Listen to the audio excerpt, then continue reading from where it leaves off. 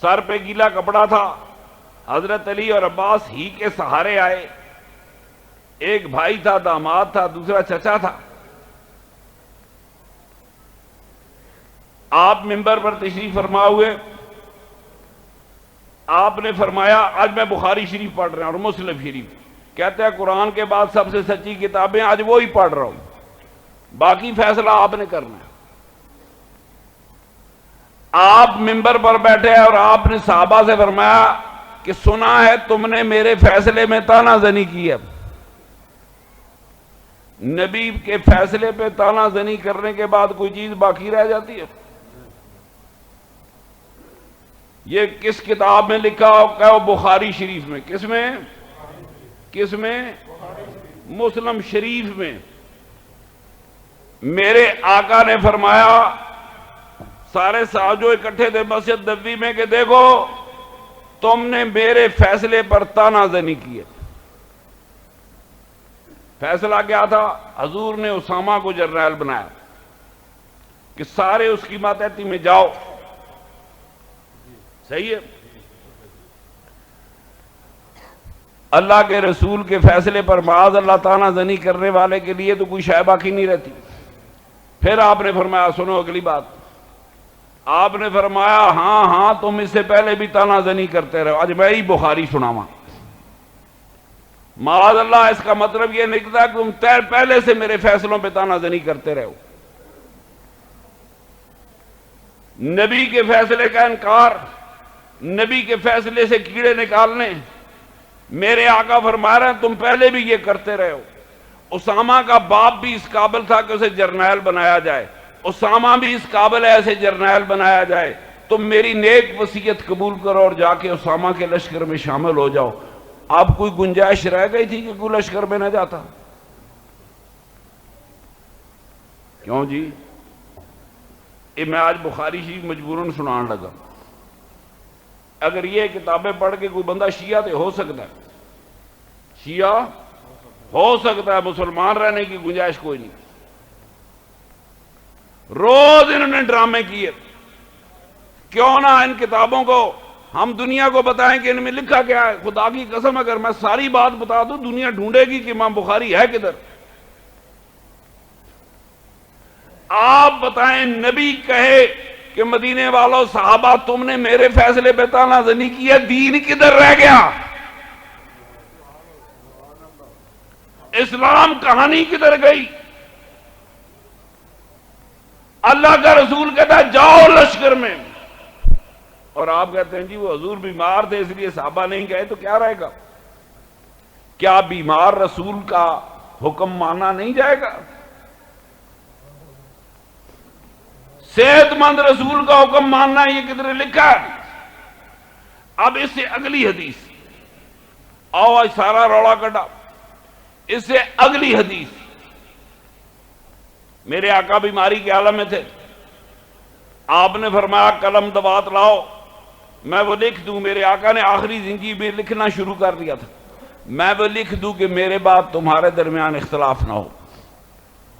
اب وہاں جو صحابہ موجود تھے سارے تو نہیں تھے، وہاں اس کوٹھڑی میں وہی آ سکتے تھے جنہیں صدیق اکبر اجازت دے، کیونکہ ان کی بیٹی کی کوٹھڑی تھی، ہر آدمی نہیں آ سکتا۔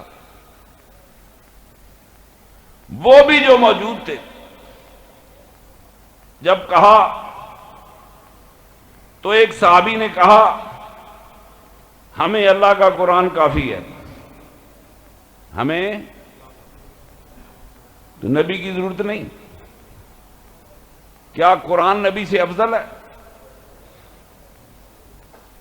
اس حدیث کو کہ جی ہمیں اللہ کی کتاب کافی ہے، مولوی کہتے ہیں وہ حضور کو تکلیف دینا نہیں چاہتے، نہیں، حضور کا تو یہ سامنے انکار ہے کہ ہمیں قرآن کافی ہے۔ حدیث یہاں ختم ہو جاتی پھر تو خیر تھی۔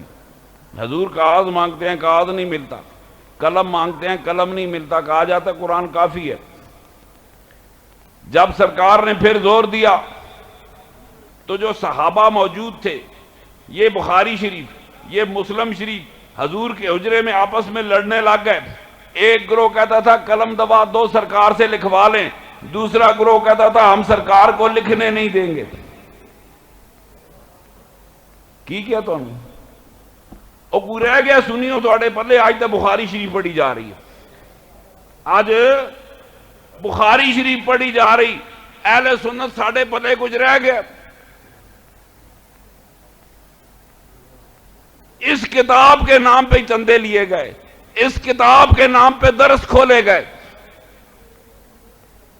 کتاب بخاری شریف کیا کہتی ہے کہ اللہ کے رسول کے کمرے میں جو صحابہ موجود ہیں کچھ کہتے ہیں قلم دوات دے دو سرکار کی بات مان لو سرکار لکھ دیں دوسرا گروہ کہتا ہے جو مرضی ہو جائے ہم نبی پاک کو اب لکھنے نہیں دیں گے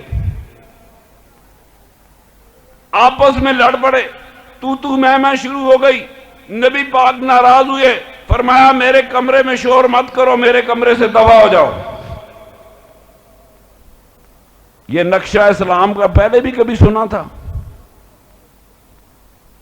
یہ بخاری شریف پہلے بھی کبھی سنی تھی چندے لے گئے اے پیران دا پتر حدیث کے متعلق ایسے کہتا ہے یہ پیروں کا بیٹا حدیث تیری حدیث ملا مان لوں نہ صحابہ باقی رہتے ہیں نہ نبوت باقی رہتی ہے نہ اسلام باقی رہتا ہے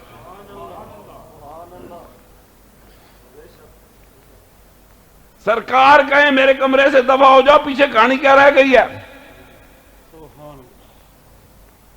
اس حدیث کے بعد سنی رہنے کا جواز کیا رہ گیا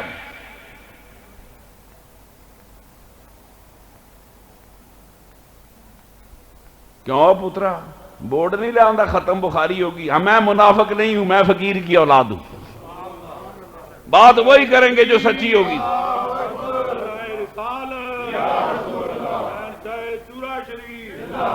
میں بھی آتا دو معجزے بیان کر جاتا مائی حلیمہ کی کہانیاں سنا جاتا میں منافق نہیں ہوں مائی حلیمہ کی کہانیاں سنانے والوں سے یہ پوچھو کیا مائی حلیمہ مسلمان بھی ہوئی تھی کہ نہیں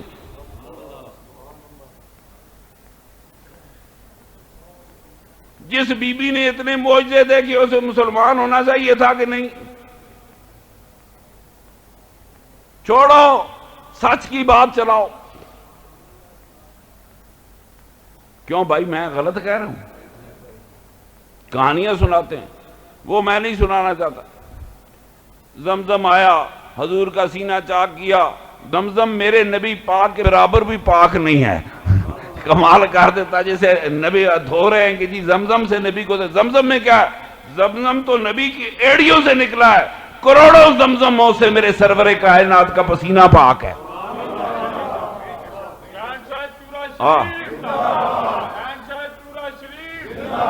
چھوڑ دو یہ کہانیاں میرا سرور کائنات جیسا انسان اس کائنات میں کوئی آ سکتا ہی نہیں لیکن آج بخاری اور مسلم کے حوالے سے بتاتا ہوں کہ میرے سرور کائنات کا جنازہ کیوں نہیں ہوا تم 10ویں کی بات کرتے ہو 14ویں چہرم کی بات کرتے ہو میں کہتا ہوں جنازہ ہی نہیں ہوا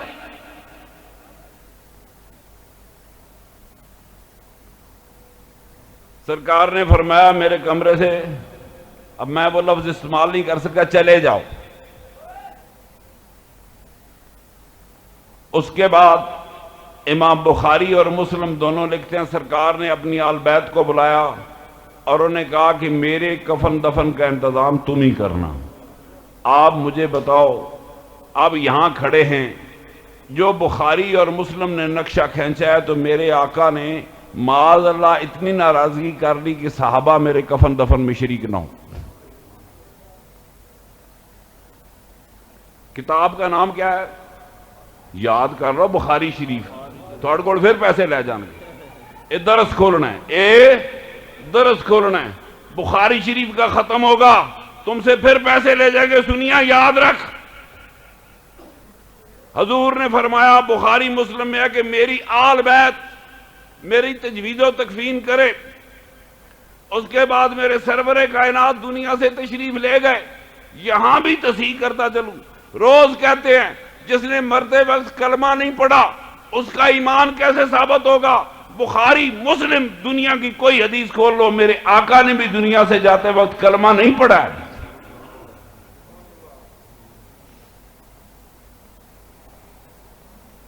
دیکھیں نا ہمارے پاس سنت تو نبی پاک کا دین ہے نا ڈراتے ہیں کلمہ وہی جو ہوش میں پڑھا میرے آقا یہی فرماتے تھے، اے اللہ تو میرا اعلیٰ رفیق ہے، اے اللہ تو میرا اعلیٰ رفیق ہے۔ یہ بھی لمبی کہانی، میرے آقا کو یہ بھی کہنے کی ضرورت نہیں تھی، یہ بھی بخاری کی حدیثوں میں سے ایک حدیث ہے کہ معاذ اللہ نبی پاک کے غلام جائیں چہروں پہ مسکراہٹیں لے کے جائیں، نبی پاک فرمایا موت آئے چہرے پہ مسکراہٹ ہو، اور امام بخاری لکھتا ہے کہ میرے آقا دنیا سے جا رہے تو گھبراہٹ تھی، پانی سے ہاتھ گیلا کر کے منہ پہ مارتے تھے، پھر فرماتے تھے اللہ تو میرا اعلیٰ رفیق ہے، جس خدا کے رسول کو موت وقت گھبراہٹ ہو اسلام کے دامن میں باقی کیا رہے گا؟ آؤ میں بتاؤں،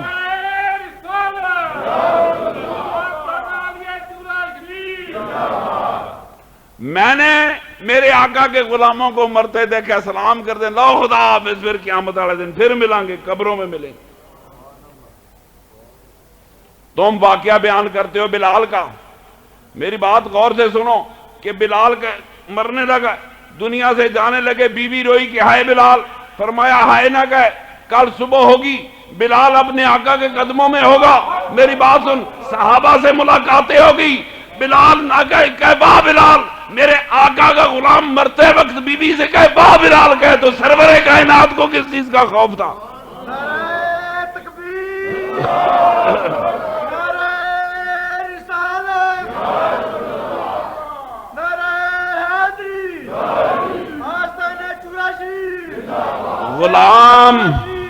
غلام نعرے مار کے مر رہے ہیں، غلام نعرے مار رہے ہیں۔ سرکار کی بیویوں نے پوچھا یا رسول اللہ آپ سے کون ملے گا سب سے پہلے؟ ہم میں سے، ظاہر ہے یہ قبر کی ملاقات ہے، قیامت کو سب ملیں گے۔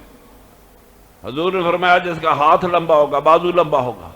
روز بیویاں بازو ناپتی تھی، کون پہلے جائے گی، کون سرکار سے ملے گی۔ مرنے والوں کو یقین ہو کہ ہم مر کے سرکار سے ملے گی۔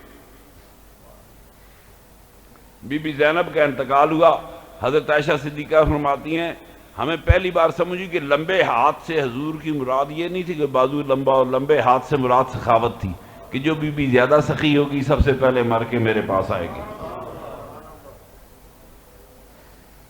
میرے دوستو، یہ کہانی جو ملا بیان کرتا ہے وہ میرے آقا نے بیان نہیں کی، میرے آقا اپنی بیویوں سے کہتے دیکھو میری بیویوں، میں بھی مر کے مٹی ہو جاؤں گا، معاذ اللہ تم بھی مر کے مٹی ہو جاؤ گی، قیامت کے دن اللہ کھڑے کرے گا۔ میرے نبی کریم نے یہ بات نہیں کی آج جو ہمارا اہل حدیث ملا کھڑا کرتا ہے۔ میرے آقا نے فرمایا میری وہ بیوی آ کے ملے گی جس کے ہاتھ لمبے ہوں گے۔ بیٹی کے کان میں کہا کہ دیکھ بیٹی میری اہل بیت میں سب سے پہلے تو مجھے اپنے باپ کو آ کے ملے گی، کہا کہ نہیں کہا میرے سرور کائنات نے خاتون جنت کے کان میں، یہ بخاری ہی کی حدیث ہے۔ تو ملتے تو وہی ہیں جو زندہ ہوں، ملتے کہتے موئے بھی ملن، تو مجھے ملے گی، تو مجھے ملے گی۔ بیوی کو کہا تم میں سے پہلے وہ ملے گی جس کے ہاتھ لمبے ہوں گے، بیٹی کو کہا میری ساری آل بیت میں سے سب سے پہلے تو مجھے ملے گی۔ یہ مردے ملتے ہیں کہ زندہ ملا کرتے ہیں؟ کوئی رولا ہے؟ میرے آقا فرماتے کہ میں تو ختم ہو جاواں گا، میں مٹی ہو جاواں گا، منو ملن دی کہانی چھوڑو، قیامت عاقبت کی فکر کرو۔ نہیں، میرے سرور کائنات نے کہا تم مجھے آ کر ملو گی، قبروں میں ماں باپ سے ملاقات ہوگی، قبروں میں بہن بھائیوں سے ملاقات ہوگی۔ کسی مومن کی قبر ویران ہو نہیں سکتی، قبریں تو آباد رہے گی۔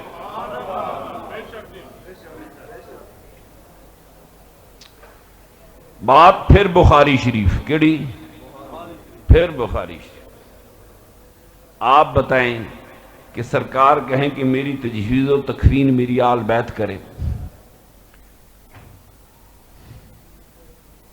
دفن کا شور پڑا کہ حضور کو کہاں دفن کیا جائے۔